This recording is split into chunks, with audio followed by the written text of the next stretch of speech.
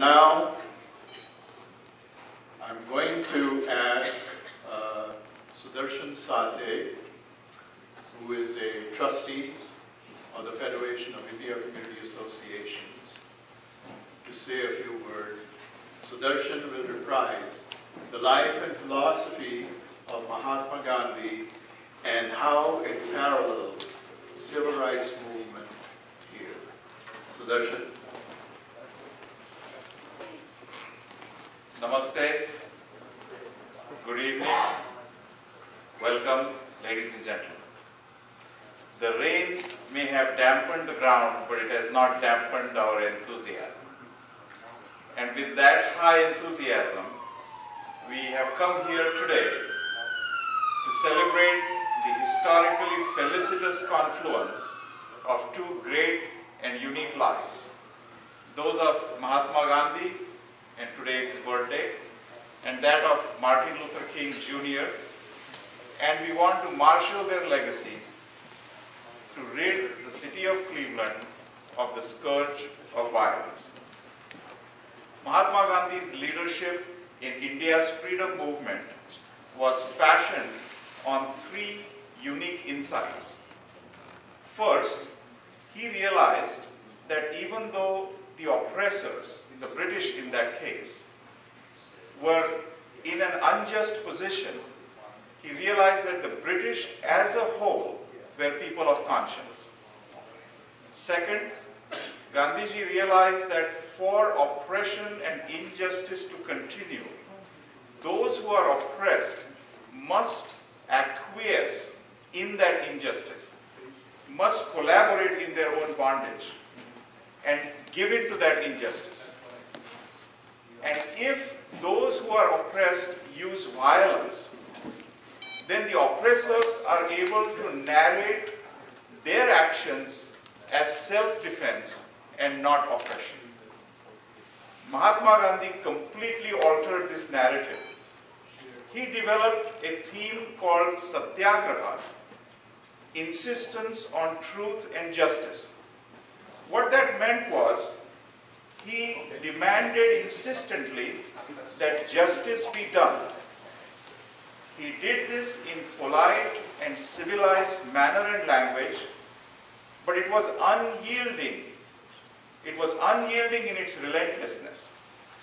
The methodology to achieve this goal had to be nonviolence, and he practiced this throughout his political career.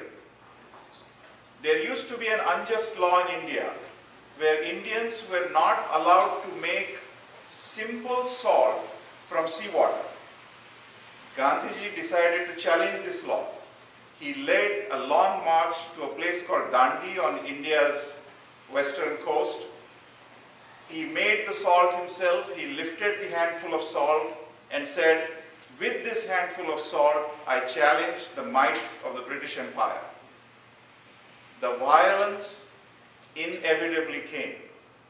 But when the world saw that the resisting was absent and the unresisting foreheads were becoming bloody, in that one electrifying moment, the world's conscience awakened, the British conscience awakened, and the British grip on India began to loosen, and that event forged a path eventually to India's independence.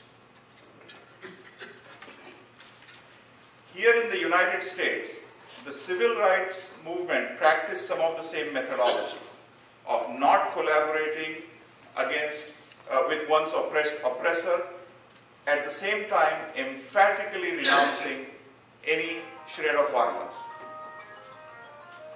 Here it happened most memorably when Rosa Parks refused to submit to the injustice of having to sit at the back of the bus. It happened when Martin Luther King Jr. demanded that the Constitution's promise of "we hold these truths to be self-evident, that all men are created equal and are endowed by their Creator with certain unalienable rights, and among them are life, liberty, and pursuit of happiness."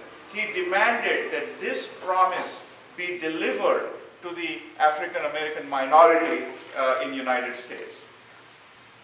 His actions, his nonviolent methods ultimately forged a path that led to the Millennium Park in Chicago when on that warm November night, the beautiful Obama family walked onto the stage.